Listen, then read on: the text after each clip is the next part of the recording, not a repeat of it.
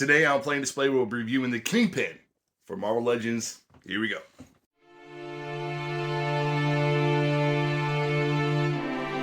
And even though the box says Disney Plus and it says Hawkeye, to me it says Netflix and it says Daredevil. Because Vincent D'Onofrio's portrayal of the Kingpin was so spot on when this came out, though.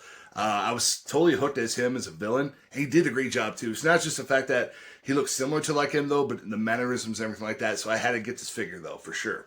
Now, do I normally collect figures based on the movies and shows?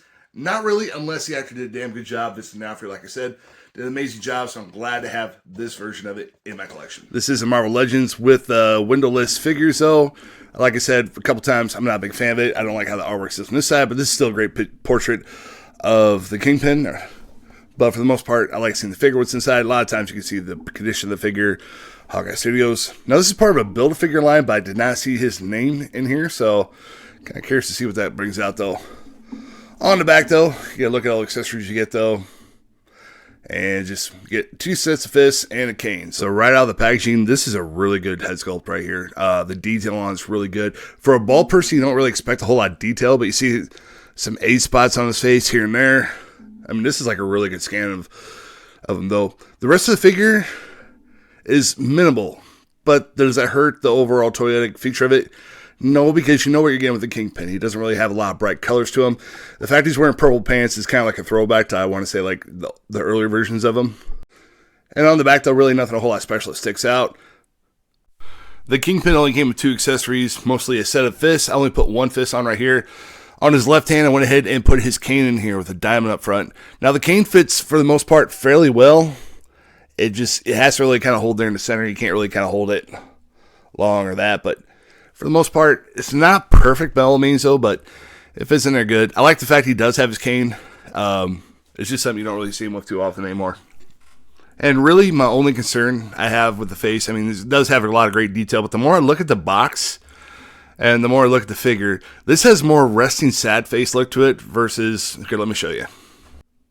Where the front box art has more of a glaring kind of scowl. You know, just your typical villain look, though. And another misleading thing about the box you're going to find out, though, this is a Build-A-Figure Hydra Stomper. If you look on the side here, it even says right here, here's all the pieces and whatnot. It tells you what character has it. Bear in mind, I knew this probably wouldn't come with it, though. But y'all advertise for it, and when you have a windowless package, you can't double check. You don't know if it really does or if it doesn't. And then you're going to wonder why people get upset about the windowless package. And for my final review of the Marvel Legends Kingpin figure, I'm going to take into account a few things. One, presentation. Now, the presentation of the figure as far as like quality control, I don't really see any scuffs, nothing wrong with the paint, especially with a white coat. Usually there's some kind of paint error. It came out of the factory very, very well. I like the purple pants. It looks pretty good, though. A couple things I am going to take away, though, as far as that's concerned, as far as presentation is concerned, is you can really only hold the cane in his left hand. The right hand fist, it just keeps on falling through, so I'm going to have to deduct a point for that. Second, the head on here. It's a good, I'm a little conflicted about this. This is a good scan, but the head you see back there in the box is not going to be the same head you're going to get on top of this one right here.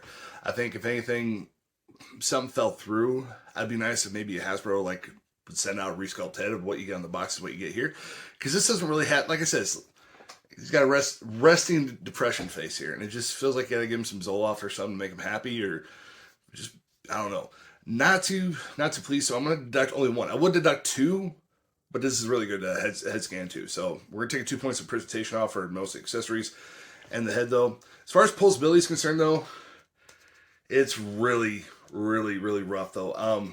With the jacket, it doesn't work that well. This is also another thing, too. The shoulders, you don't have really much movement with here. So he's going to be he's not going to be in a whole lot of action poses, which is weird because he is a self-made billionaire, came up from nothing. But this cat can fight, man. I mean, this cat is a mean SOB. So just for pure fact, they didn't give him any, I don't know, really posability to actually get into a fight. Kind of degrades the character a little bit. So I'm going to have to take a point off of that, though. All in all, though, let's see here. We're taking 3 points off. And, you know, I hate to do so, because it's got nothing to do with the figure. It's more or less what it's got to do with the box.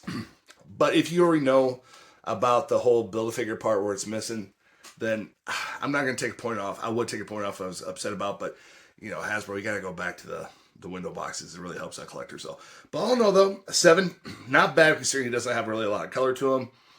He's just a bigger figure. Only reason why I picked this up in the first place, like I said, I am a huge Vincent D'Onofrio fan when it came to not just Daredevil, but all of his works he's ever done. Law and Order.